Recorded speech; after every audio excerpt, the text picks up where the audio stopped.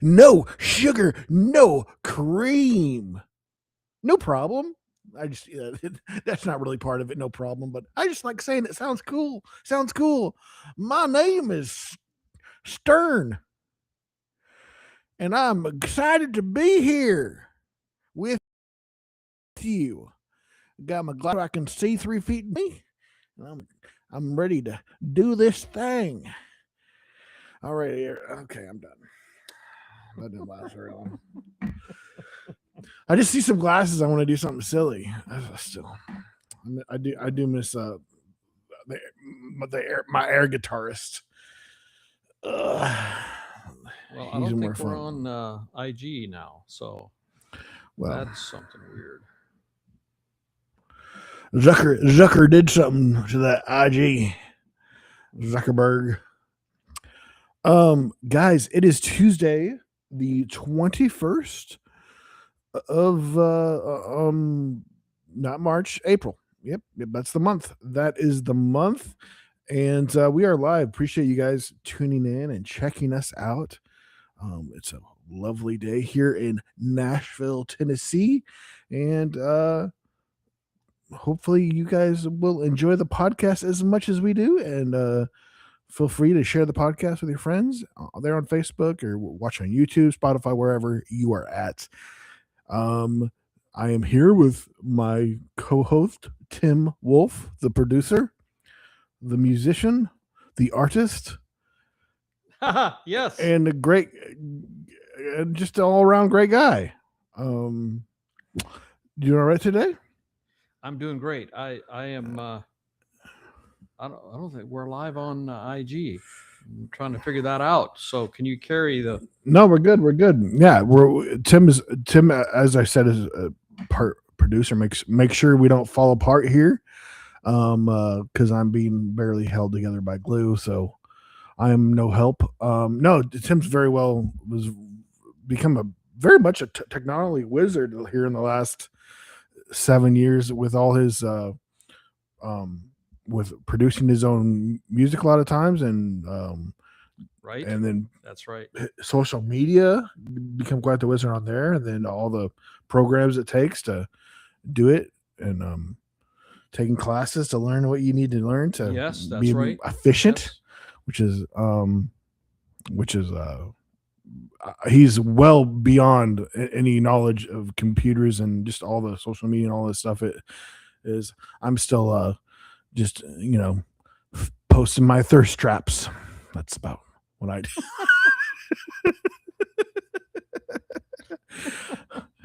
But yeah, so got some exciting things going on this week. I heard the other day, I don't know if you heard, Tim, but at least one news the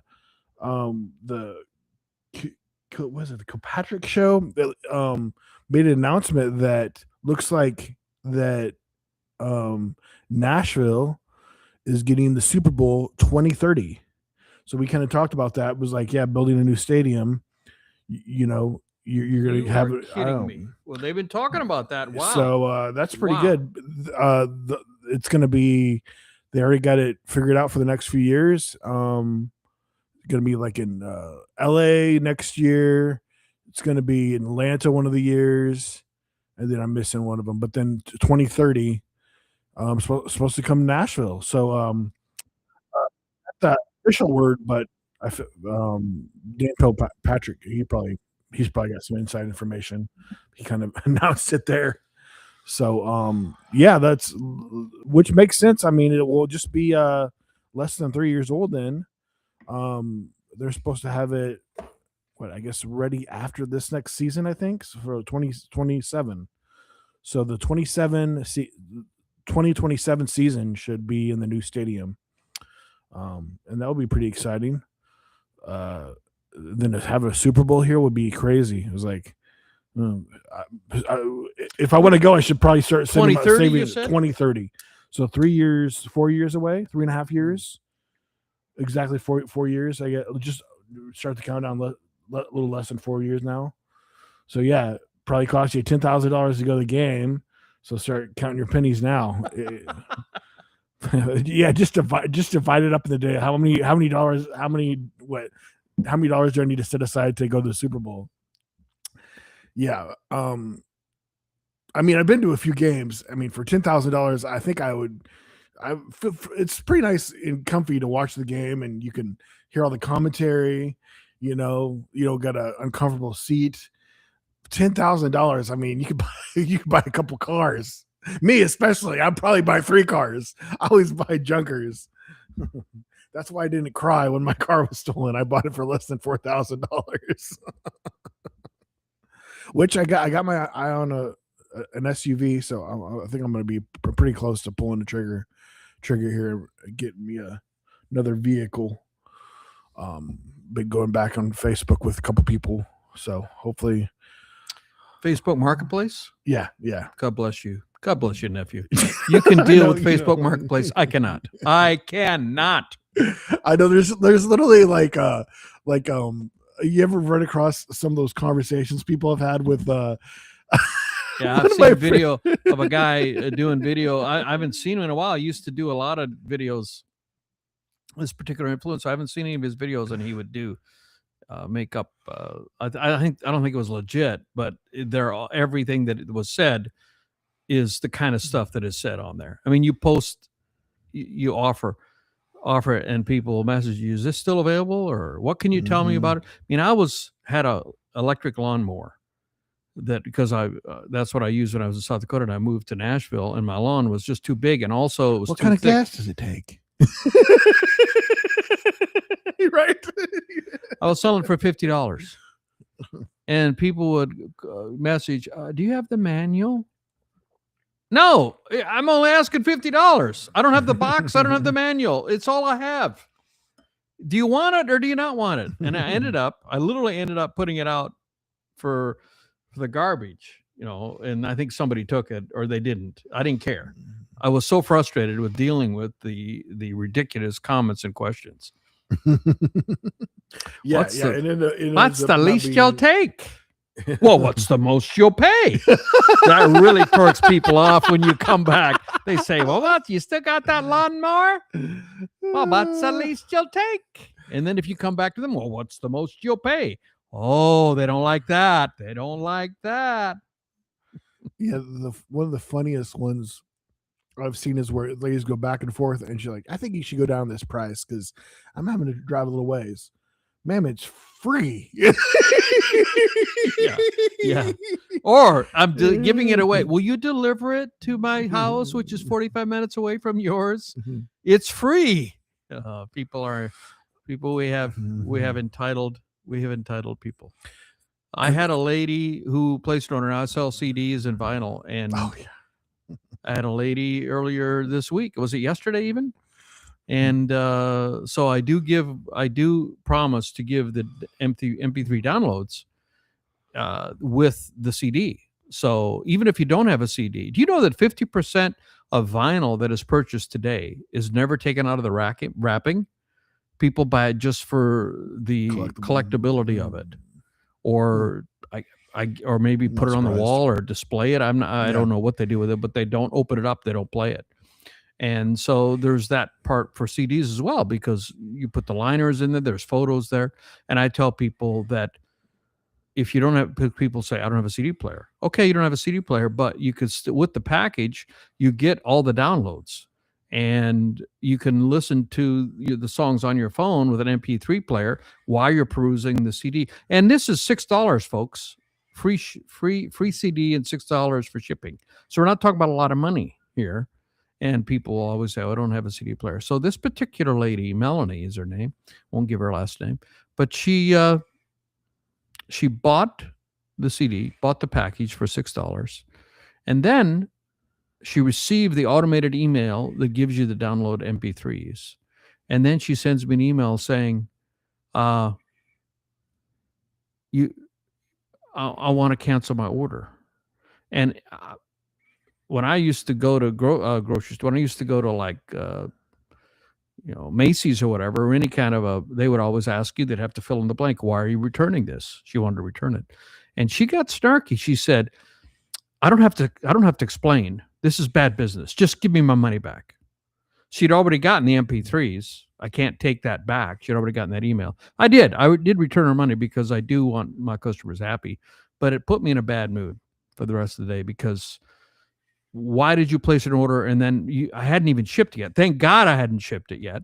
An hour or two later, she wants to cancel it. So why are you taking my time and effort and also getting my MP3s basically for free? That's not good for my business, but I guess it's good for you if you want to be a little shady on your practices and get some free MP3s. Okay, I guess good for you. I thought you said she was from Vegas. She probably had some slots she had to pay. Honey, I got an extra $20 now. We go slotting. Let's hit the slots. I canceled my order. We could go play some slots, play the button. Is this Debra showing up here now? Is this Debra? Yeah. Speaking of which, do you have my smokes? Your voice has gotten a lot better, Debra. Yeah, well, haven't had my smokes in a while. My sexy voice is a little and I don't remember you wearing those glasses. I mean, don't look good on you, Debra. My eyes ain't what they used to. I just can't see as far.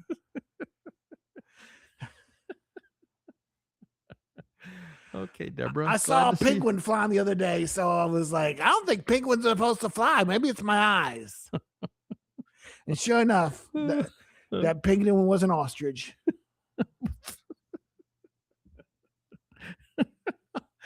All right, Debra, you are a piece of work. I'm telling you. Glad to have you on the show. Glad to be here. Glad to be here. Oh, man. I heard in a study on cigarettes, there is more than one person that thinks they're not good for you. Can you believe that? I think they're lying. I thought the conspiracy, it's a conspiracy. They're all getting together. Cigarettes. Never been able to run more in my life. Smoke a day keeps the doctor away. That's what they say. That's what they say. A smoke a day keeps the doctor away. There's even studies now coming out that I was at church on Sunday. There was a young lady. I serve on the welcoming team, and 2 Sundays a month. And one of the other young couples, I think they're probably in their 20s, I'm gonna guess, and the wife of the couple, they're also serving, and she was talking about health, and she said she used to be a barista. She was talking to the other guy who was probably in his early 20s, and how much he drinks Red Bulls. And she was talking about and she was all about if you drink more than 250 milligrams of caffeine, that is danger territory, and talking about these kids or young people who have died from drinking too much. There was a drink I wasn't familiar with. I knew it. I said it to you the other day and I forgot. It wasn't Red Bull. It was another drink. Started with an L. And anyhow, and she was talking about how much caffeine is in a Red Bull, and I said, and the other gentleman, young man, probably early 20s, he drinks the full sugar Red Bulls, and she was all concerned about how much caffeine he was taking, and I said, you don't want to know how much caffeine I'd take, because I drink probably at least 2 pots of coffee a day, at least. And now I have switched to decaf at home. I have done that. And I know there's still some caffeine in decaf. It's about 8% of a full. And then she was talking about most people don't realize that a darker roast has less caffeine. I didn't know that. She said she used to be a barista for 5 years, and people would say, I want the most caffeine. Give me that dark roast. And she said that's backwards, because the longer you roast it, the caffeine gets roasted out of it, which I did not know. Did you know that? I did not know that. Yeah, so if you want a high caffeine coffee, don't get a dark roast, get a light roast. Well, your coffee is blessed by Elvis, so blessed by Elvis. Yeah, Graceland. Get Graceland from Graceland. When we went to Graceland about a month or so ago, it was a wonderful, wonderful trip. And I've had a couple people that have watched the podcast, a couple friends of mine live out of state and have wanted to go to Graceland. And I said, okay, you come back to Tennessee, or you come to Tennessee and I'll go with you. I'd love to go back. And I want to go to the Stax Museum. But anyhow, back to what this young lady was talking about. She was saying, caffeine is so bad for you. And then also she was saying alcohol. There's more and more studies that alcohol is not good for you. And she said even one drink of alcohol means that you won't be able to put on, if you're working out and you're trying to, go to the gym. I think she's also maybe a personal trainer, or at least she was talking about that. And she said you won't be able to put on any muscle for 2 weeks after you drink one drink. I don't know about that. I don't know. But I do know that younger generations are drinking a lot less alcohol. In fact, everyone in general, the general consumption in the U.S. is going down on a per capita basis, and it's a problem for venues, music venue. I'm a musician, as many of you know. I talk about it every. I use any opportunity I can to talk about it, and small venues survive on. They make their money from the alcohol sales, and Gen Zs particularly are drinking a lot less alcohol per capita than older generations. And this is a problem for business models that are built on making their profit from selling alcohol. And so, because usually when you do a small venue, the ticket at the door goes to the act, goes to the artist. And then the venue makes their money by selling the alcohol. And sometimes they'll have food, but it's usually the alcohol. And if people are drinking less alcohol, there's less money coming in for the venue, and it makes harder for the venue to stay open. And anyway, there's less demand for live music anyway, because I remember running into an older bass player at a jam in South Dakota. And I don't know, it's probably 15 years ago, and he was probably old. He was older, and he said he remembered in the early 60s. He was in where was he? He was in Minnesota, right on the river. I can't remember the name of the Duluth. He was in Duluth, Minnesota, and early 60s, and the Beatles had come, and everybody was. And he said at that time, there weren't enough bands. And if you were a bar, in order to have entertainment, you had to have live music. That was expected. Nobody would go there if you didn't have a band. Could you imagine? Basically like how downtown Nashville is. But yeah, that's amazing. Yeah. Good point. Yeah, every bar has a band in downtown Nashville. But and he said that, and back then, music stores were the vibrant center of all musicians. That's changed now. That's the center of hub, wherever bands would form in music stores, and it was very dynamic. And he said that bar owners would go to music stores and walk in and see some musicians and would say, "Would you please form a band so you can play at my venue?" Can you imagine? And now musicians are begging to try to get gigs. There's so many more bands than there are opportunities. It was the inverse of that. Venue owners were begging bands to form. I don't care how good you are, just come and play. I need live music so I get people to come to my club, my place. And so that's how things have changed, And now there's so many choices for entertainment. I mean, you can play games. The game industry is bigger. As far as dollar revenue is, I read an article, is bigger than the movie industry and the music industry combined. Yeah, that's interesting. You bring hopefully that will change in the future. And then I was thinking about it as you were talking about it. As AI becomes more prevalent, you got a lot of AI music. People are gonna crave live music. I think you've talked about that too. I have talked about that before, and I hope that's the case. I hope that's the case. People, they're saying. In fact, I've got a little. Let me go get that right now. It's hanging up on my speaker by my desk. I'll go get that little list. Yeah. But like I was saying, I mean, you don't know what's real, what's fake. You go to a concert, it's right there in front of you. You know it's real. They're playing the instruments, and you get to experience that that's going to be something we're going to crave, I think, in the future.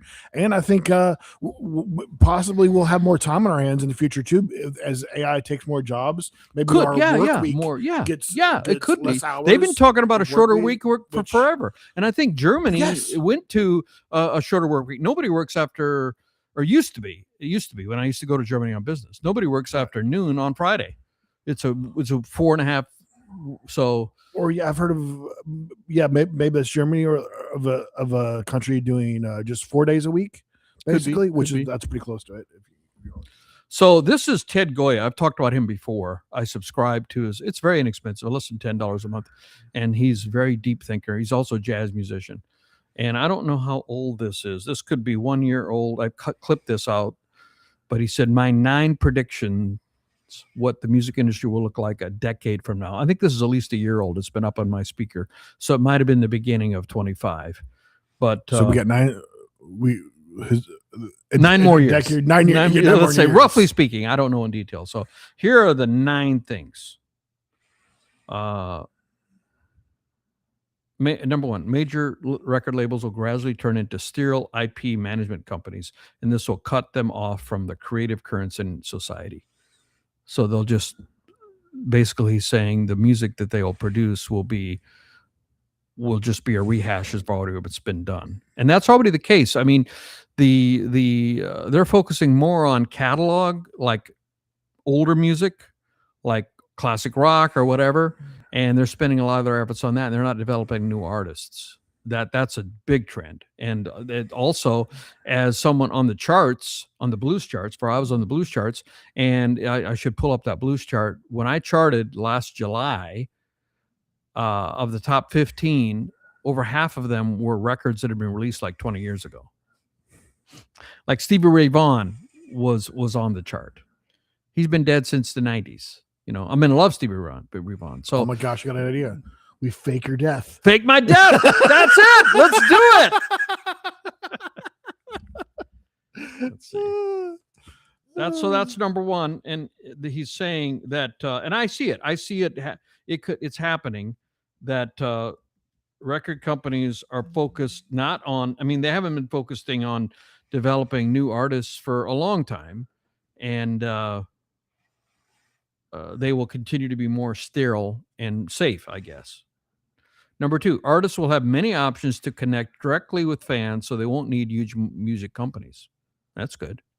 And that's the case, too. I mean, back in the day, a generation ago, you had to have a record deal. Now, you don't need a record deal if you're an upcoming artist. You have access to everything. You can distribute. You don't need a record label to distribute your music on all the streaming channels. You don't need a record deal. So that's already happening. The democratization of music. Number 3, after years of imposed conformity, listeners will be hungry for something outside the stultifying formulas that have imposed unchanging genre styles for decades. So he's saying that of course, it's usually grumpy older people, probably my age, who are saying that there's no good music anymore. Because everything sounds the same. And there is, to some extent, there is some truth to that, because everybody, like, even I've talked to songwriters, my good friend Mike, who's my co-writer, and they want you to write songs similar to the last year's hit. Well, you're never going to innovate if you're always looking back for inspirations for what you're writing. You're just making another version of what's already been popular. And so that is kind of that's conformity, imposed conformity. And it's also relating to number 1, where it said record labels will gradually turn into sterile IP management companies.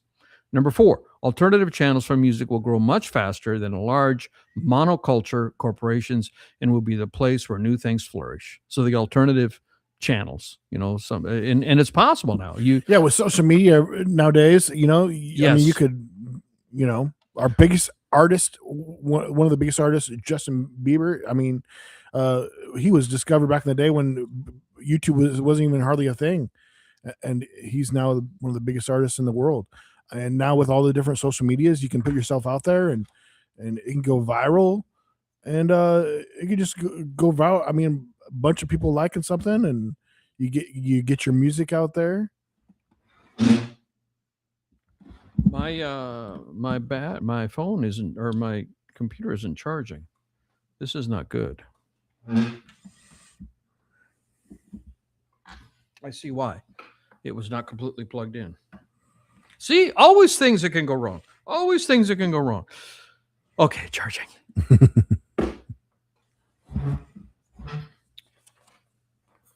Yeah, and so right, you can reach people outside. Like, you don't need record labels. You can do things directly. I mean, even think about it in another area, in TV. I mean, when YouTubers came on, YouTube stars used to be laughed at. That's not real. That's not serious. Now they're taking over. Look at Mr. Beast. I mean, it's on YouTube and he controls it and he writes it and he's getting 100. What did he get? 100 million for that one contest he did? Was it 100 million? Yeah, the first season cost 100 million to make. I mean, he got that from Amazon, and now they already did a second season. I'm pretty sure they're probably already sending. But 10 years ago, nobody took YouTube seriously, right? Very true. Nobody took that seriously, and that's changed. Well, you can do the same thing in music, basically. I know it's kind of crazy. I mean, people were just uploading for the fun of it too back in the day, and then all of a sudden, the commercials start up, and then you can monetize. Like, it just became a switch. That Casey Neistat talks for the longest time. He was putting his videos and he wasn't making any money, and then he just defined to switched it, and he was turns into thousands of dollars. You know, things change over the time. Top YouTubers are making $20-30 million a year, right? Yeah. And that doesn't even include brand deals and the things they're doing outside. Right. Exactly. Merch, which is so interesting. Maybe things just go through. I think maybe merch took a big dive or something, because a lot of the people that used to have merch don't have merch anymore. So I don't know if things. Oh, really? Yeah, really interesting. Yeah, a number of like Logan and Jake don't really do merch anymore. David Dobrik, a lot of the number of people that I really liked don't really do merch anymore. Interesting. So, yeah. Okay, number 5. This is Ted's predictions of what the music industry will look like a decade from now, and I think this is about a year old. Ted Goya. honestbroker.com. That's his website, honest-broker.com, if you want to check him out. I highly recommend him. Number 5, the best strategy for corporate success in this freewheeling future is to nurture, support, and empower the next generation of artists. You can see a theme here. He's basically saying all the entrenched powers are only focusing on a pre-described recipe, and anybody who's outside that, a new flourishing artist, has a chance, and they'll be doing it independent. Basically, is what all of these things are basically saying. Yeah, isn't it neat when you run across either maybe somebody funny or some musician? They have like less than 1,000 followers, or maybe even just 1,000, which isn't much. I mean, you have way more than that. And you'd be like, man, they sound good. I'm like, I follow them. I'm like, I wonder where they're going to be in 6 months. You know, where are they going to be at? Sure. You know, is it because you see it, and I mean, it's amazing to see people grow. I mean, goodness, Dale and I became good friends with a comedian on a cruise. Go from making 100, 150, $200 every time you do a show, to like now he's like selling out. I wasn't able to see him here in town at one of the venues because he was completely sold out, and there's probably at least 1,000 seats in the place. And now he's selling out everywhere, and big partly because of us. He's one of those who benefited from the clips, the crowd work clips, whatever. But anyways, yeah, go ahead. Sorry. Yeah, that's a good example. Yeah, you can blow up. You can. It is possible, and you don't need gatekeepers. Especially when you hook the you were talking about the other day, just the algorithm and how it can change. The people's numbers go up, and then some people's numbers go up. You know, if you hook the algorithm just right and get lucky. I mean, you can't hook it with crap, but you have something that goes viral. Yeah, viral. Yeah. You know, whatever. Sometimes they're pushing different things, like the clips or the what little videos. Yeah. Number 5, the best strategy, did I say number 5? I think I already did number 5, so I won't repeat it. Number 6, boring, passively consumed playlists won't disappear, but all the action and music will happen elsewhere. That's interesting because now a certain percentage, Spotify has like 120, 150,000 songs uploaded every day, I think is the stat.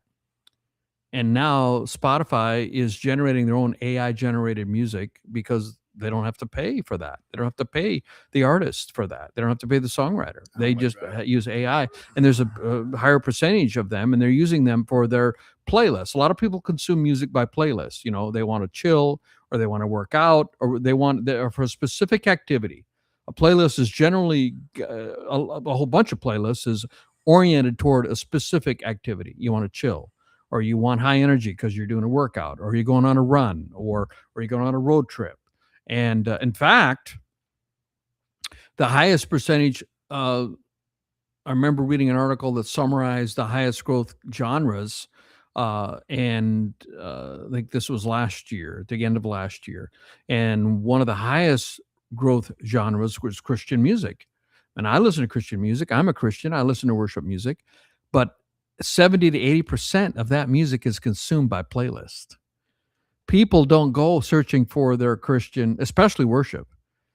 They don't go searching for and I don't. I just turn on the Christian worship playlist. And so 70 to 80%. So those artists are interchangeable in a way, because they're all doing the same genre. And that's pretty high percentage as far as the consumption of a particular genre of music being generated from only mainly playlists. That's not the same for other genres. People are searching out their specific artists. I found that quite interesting. Blues was another one that was growing, which I love blues. I'm in blues. I'm a Billboard charting blues artist. Last year, my album charted. Hoping this next one will possibly chart this year that comes out. Question about Christian music. Is it even more? Is it the worship music that's going even bigger in general? I don't know the answer. I don't have that article in front of me, but it was an article about, I think it was Christian as a genre. Yes, and we have to separate them. They are different genres. I remember I went to Write About Jesus, which was a songwriting event, 2017 I went. And because at one time, one of my goals was to write for Christian music. And I've gotten away from that. And now I am a Christian, but I write music that is not specifically Christian. But sometimes Christian lyrics do pop in, but Jesus sneaks out there. Can't hold him down. Anyway, I remember they described 3 main genres. I'd never heard it defined like this. You have CCM, contemporary Christian music, which is kind of like pop music or whatever. And it's like you listen to it like K-Love. K-Love is primarily, I think, CCM. You could say CCM. And then you have worship music, which is specifically for worshiping God. And you don't have to be in church to do that, but you could be worshiping, if you want to worship while you're driving in your car. But CCM and worship are 2 different genres. And then the third one was Southern gospel. Now, they leave off just regular gospel, which is, they defined it. These are not my words. They defined it as Southern gospel is primarily white-oriented gospel, whereas just gospel has the Black tradition. So Bill Gaither is an example of Southern gospel. So those aren't that's how they defined it. They're like Kirk Franklin is Southern, is gospel. There's that's a whole genre, and I think that's bigger. That they didn't even include that. I don't know why they. I didn't know. Southern gospel is white. I mean, not by definition, but Bill Gaither. Think about Bill Gaither. He's considerably different than, say, Kirk Franklin. Yeah. And maybe people will weigh in that know better than I do, but they did talk about that, Southern gospel. And so they talked about, if you're an outside writer and you're writing songs and you want to cut, by far the most difficult one, well, even CCM or worship. Okay, worship, if you want to get a worship cut, you have to be probably in the infrastructure of one of those, like Hillsong or the different churches that have that, and all their writers are doing all of that, and then they have that in their church, and that's how that gets built up. Or you need to be worship leader at a church, otherwise you're not going to get access to that. CCM, the artists write, you have to know the right artist for the most part.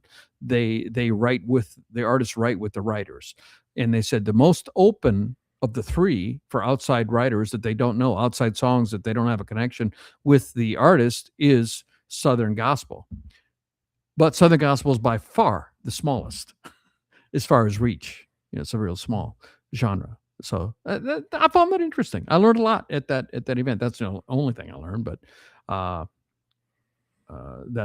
it's divided by three. So then there's Christian rock, and we just don't talk about that, right? Yeah, Christian rock probably isn't considered, right.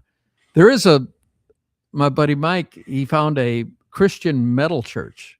The church is specifically, that's all the music they have is Christian metal. Ooh, maybe we should go one day. It's like 45 minutes away. I'm curious to see what their services are like. Christian metal church. Anyhow, Jesus loves the little children. All the children of the world. So did I forgot where I was. I think I said number 6. Boring, passively consumed playlists won't disappear, but all the action and music will happen elsewhere. So we talked about playlists. Now here's the number 7. A growing number of super fans will drive the economics of the music industry, and they will have intense loyalties to musicians and genres. Super fans will have intense loyalties to musicians and genres. Number 8 is the reason I even brought this up. We were talking about live music. Now, what this is a list by Ted Goya, who's a guy who I subscribe to, thehonestbroker.com, if you want to check him out. It's not expensive, not a lot. It's not much, a few dollars. I think it's a few dollars a month, and you get access to his emails. And he's a deep thinker and writes about music and not music as well. Not sponsored. Not sponsored. But we will accept a sponsor, Ted, if you want to be. He's your biggest fan over here, too. And he put this up maybe a year ago, 9 predictions what the music industry will look like a decade from now. So it would be 9 years from now, to be technical now, because I think it's about a year old. So this number 8 is the reason that I brought this into this podcast today. We were talking about live music. He says live music will be the hottest event in town. Exactly what you were saying. And prove that there's a huge amount of energy and excitement that doesn't happen on a phone app. So venues have been closing. Venues have been having a hard time staying alive. And people have even stopped touring, even middle, because everything is so expensive now. And middle artists that I know, name brand artists, maybe not the Taylor Swifts of the world, but a few levels below that, have stopped touring because it's so expensive. And you know what the new trend is? It's staying in one place, doing a residency, and having the fans come to you. People are doing 30-day residencies. Who's the guy that did the Super Bowl? Bad Bunny. Bad Bunny did a 30-day residency in Puerto Rico. Post Malone, all the you name the artists, they're doing Las Vegas residencies. They're doing Madison Square Garden residencies, and they're playing for an extended period of time. That's the new, right. Because touring, moving everything is very expensive. So the new way is finding a bigger city or a reasonably sized city and just staying there and putting on a bunch of shows back to back to back to back, and then the fans come to you. Or you can still move around, but you do more than one show when you right. I mean, everything is gradation, degrees. That doesn't mean everything is going to be a residency, but there'll be more residencies.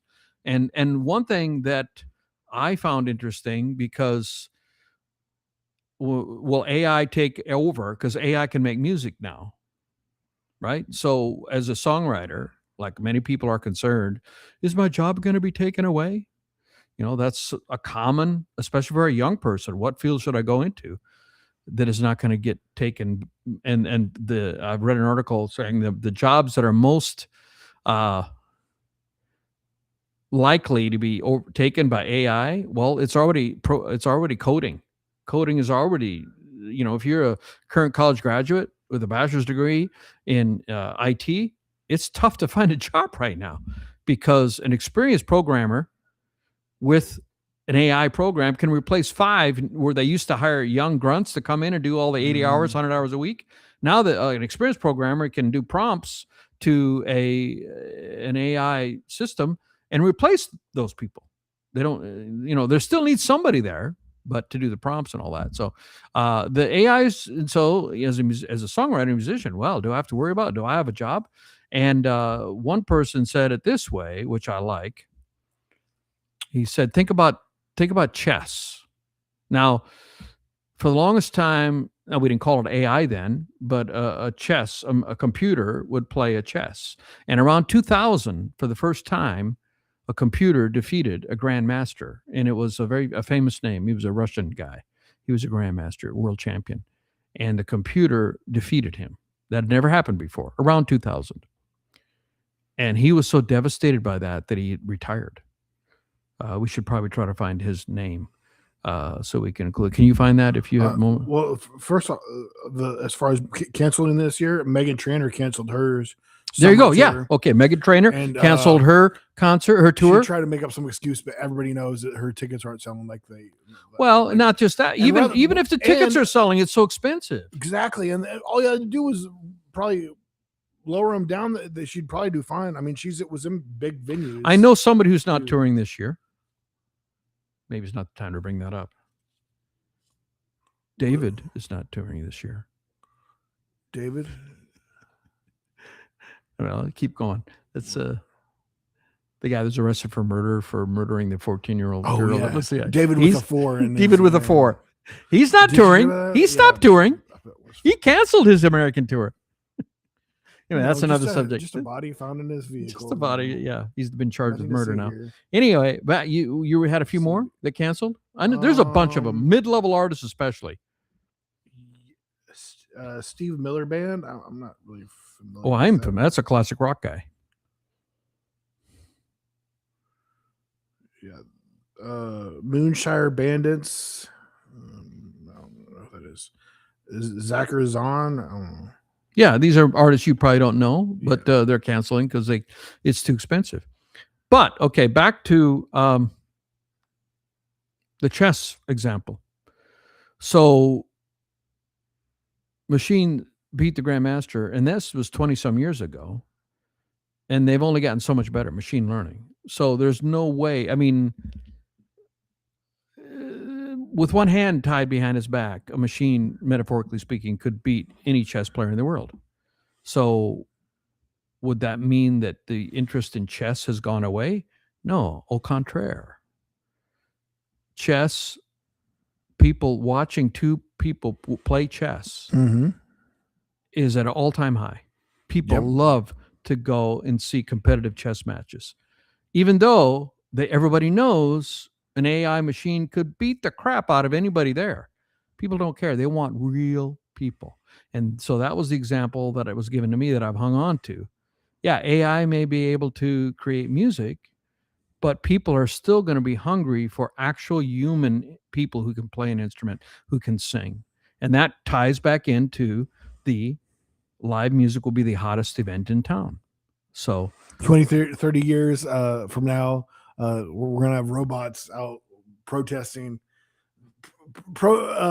Robots lives matter. Robots lives matter. Robots lives matter. Yeah, because they'll be, to an extent, they'll be a fad. Just the internet is still a gigantic today, but it still had a bubble. At one point was crazy. Had a bubble. Yes, it did. I mean, it did super well back then and grows like crazy. But it itself has a bubble, Yes, yeah, AI. That's a great point. That's the point. Mic drop. Can I drop my mic? Seth made the point of the podcast. There probably will be an AI bubble. Probably will be. Anyway, number 9. And this is Ted's last. I don't know why he didn't do 10. Couldn't he come up with a 10th one? He has 9 predictions. Anyway, that's interesting.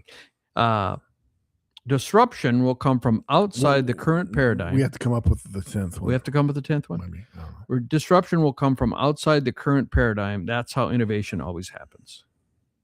I mean, just think about, okay, now it's part of the industry. It's part of the standard. But 18 years ago, roughly, this kid from Sweden came up with this idea of a site where you could go and you could play music. If you've seen the reenactments of the story of that, I haven't watched all of them. I've watched some of them. It's fascinating. I mean, it almost didn't happen.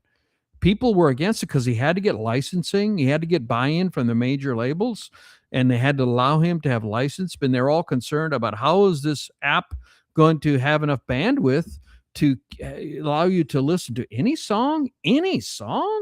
How is it going to have enough bandwidth to be able to pull that up? And then you need licensing for it, and this won't work. Next thing you're telling me they're going to be streaming movies online. Impossible. But now it's commonly accepted, and it's part of the main core of the industry. Streaming is 85 to 90% of recorded music consumption in the U.S. now.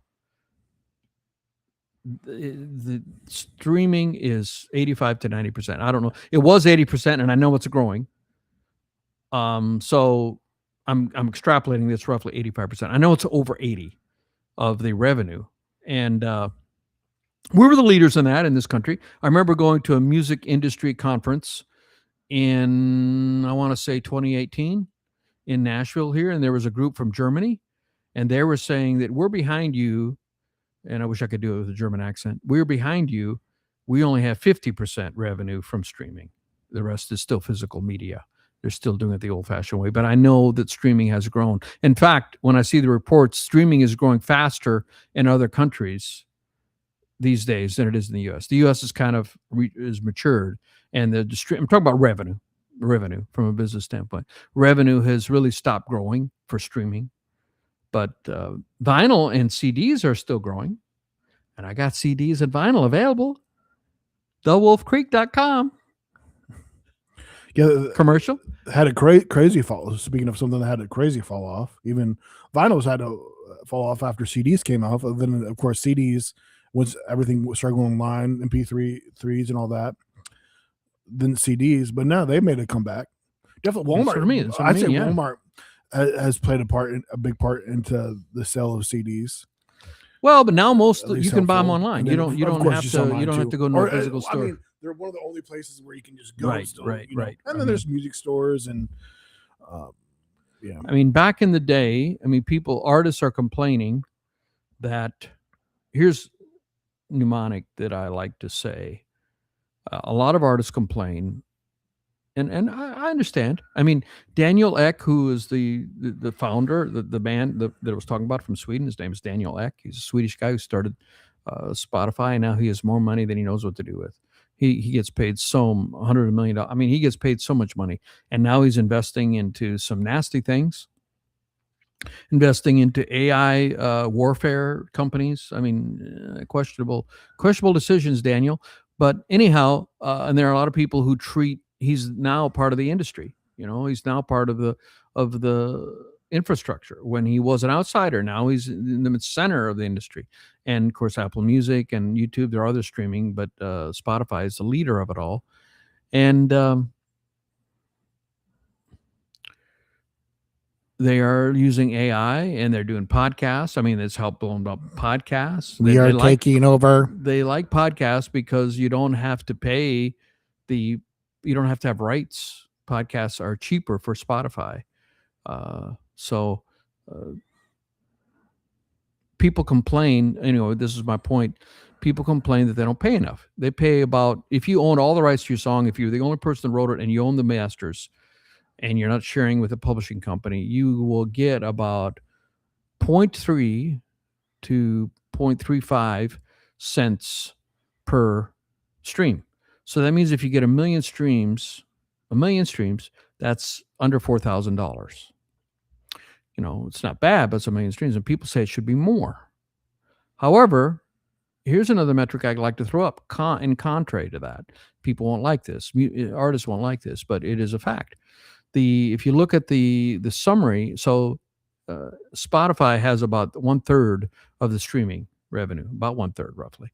Apple has about 18 to 20%. YouTube Music has Pandora, and then a bunch of other channels. There's so many other streaming channels, but Apple's number 2, Spotify's number 1. Amazon's in there. Amazon, you can stream on Amazon. So at the end of the year report, Spotify said that they paid at least $16,000 to 50,000 artists. Okay, $16,000. You can't survive on that. Yeah, 16,000. So, and if it's only a third, and Spotify pays less, Apple pays almost twice what Spotify pays. So it would be reasonable to, if you're getting 1 million streams on Spotify, you're probably getting a total of 3 million. Everything being equal. Isn't that a reasonable assumption?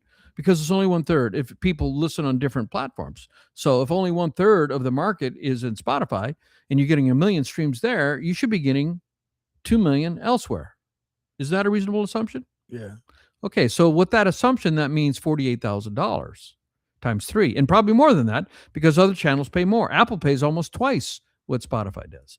So $50,000. So that means, by that math, there's 50,000 artists making $50,000 a year from their recorded music.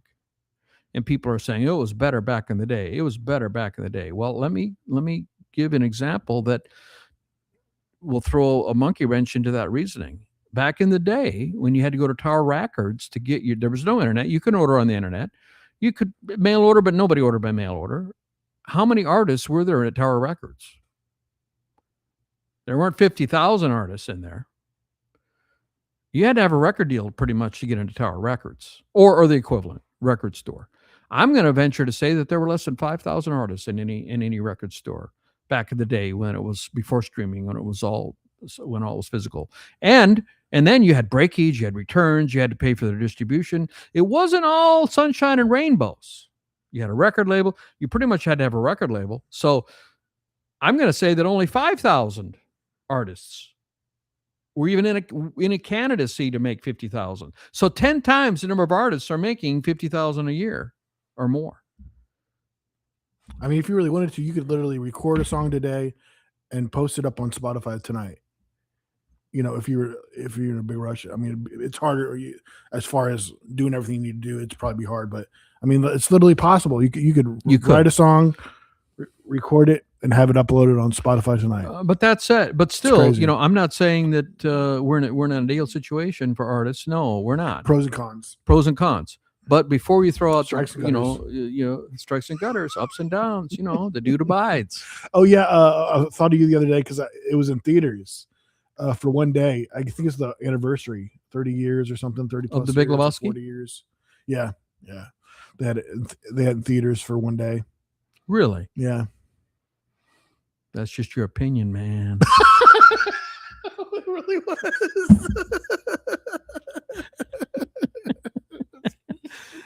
Anyhow, yeah, the music, it's hard, but and there's, it changes all the time. It's always hard to be a musician. Always been. And to be an artist, even Wolfgang, Mozart, he struggled. He had to have people try to give him loaning money. How about my favorite artist of all time, Van Gogh? He didn't sell a single painting in his life. He sold one painting to his brother, who bought it from him. And how he was able to survive and keep going, his brother kept sending him money. So he was painting up a storm for when he was in Arles, and we went to Arles and saw a lot about the places where he went and where he painted, and he was painting 200 paintings a year or more in a 3-year period. He was just working up a storm, doing painting, and not making any money from it. So being in art has always been difficult and not very valued. That was in the 1800s. Mozart would have been the 1600s, I believe. So art has always, like, you'd have a patron. Back in maybe in the era of Michelangelo, you always had to do works for patrons who had a lot of wealthy patrons who would pay you, and like the Sistine Chapel, and he had to do works. If you read the biography of Michelangelo, he had to take works that he didn't really care to do, but he was forced to do it because he needed the money. So being an artist, creating art, music, physical art, whatever it would be, is often been difficult unless you're at the top. Difficult to keep the ends to get money together. Because of social media, I think it's easier to get it out there nowadays. Yeah, but the competition. But the competition is, I mean, is 120,000 songs uploaded every day. So it's hard to stand out. The white noise to rise above the noise. I mean, I'm not complaining. I'm just saying that it's hard to stand out. And it is what it is. But Ted says that there's hope in the future. Ted Goya, the honest broker, his 9 predictions what the music industry will look like a decade from now. And what's the 10th one that we have to come up with one? What's the music industry going to look like in 10 years? I don't know. I will say, they're saying that, what do you call it? What's the term where you can have they had it in Star Wars where you have a light representation of the person, but they're not really there. Hologram, yeah. They haven't talked about this for a long time now, having concerts of dead people performing with a hologram. And like Elvis and it looks like they're almost there. But you could kind of see through them, depending how good of a hologram it is. And they're already doing this. You can go buy tickets. Is this going to take off? Would you go to see a hologram perform, a hologram of Elvis Presley perform, or some other artist you liked? Michael Jackson, maybe, that you liked? Would you go see a hologram performance of Michael Jackson? Possibly, yeah. Some people would. It's going to be more common. That's my 10th prediction. Here's a crazy thing. In the next 30 years, will there be the first concert on Mars, on the moon? They're wanting to start building here in the next. They're planning on having a base on there in the next few years. Is the plan?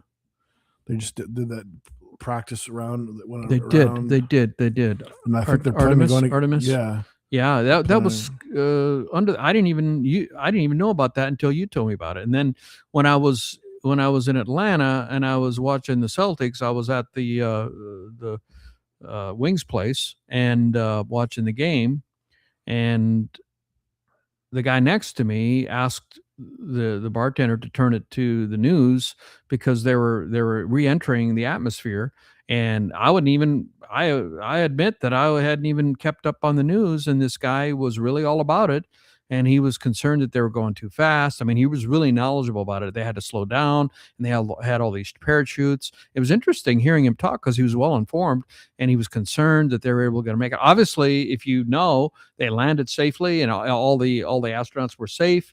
But he said he was a little concerned because he said they're going a little faster than they're supposed to be going, and they had like 5 parachutes. They had a bunch of parachutes, and I was kind of watching it.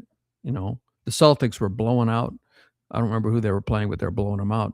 And so I'd look over at his TV, which was just, I could see from where I was sitting, and kind of watching that and following that, and fascinating stuff.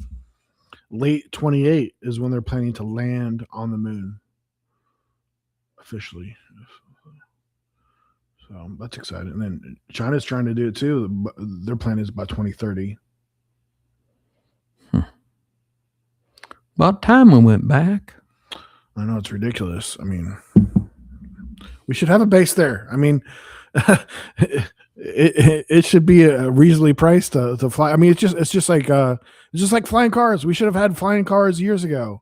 I love that. I mean, that's a big push nowadays. They have a who's gonna do it. Who's gonna do it first? I mean, be nice if Tesla did, because they already have the ability to make something multiple times. The issue, you can have a flying car, but do what Ford was able to do and make a bunch of them at a reasonable price. That will be the key. And I mean, goodness, I mean, a lot of people easily throw 50, 75,000 in a car. A lot of people do, and just have crazy payments. And man, it's not going to be. I mean, you can already buy a flying car for less, for probably $250,000 or even some less though. So once somebody gets it down where they can produce a bunch of them, they can be reasonably priced. I mean, you're gonna have to have probably probably malls would be an easy place where they're probably gonna have parking spots officially for those, but they'll be able to take off on their own, be able to for the most part they'll probably make them where you won't probably drive them at all. They drive itself. Probably if you want to drive it yourself and control, you'll probably only be allowed to do that in certain areas. I mean, it'll be interesting to see what the next 10 years brings. Yes, sir. Yes, sir. Well, I think that should do it for the podcast. Anything to add before we?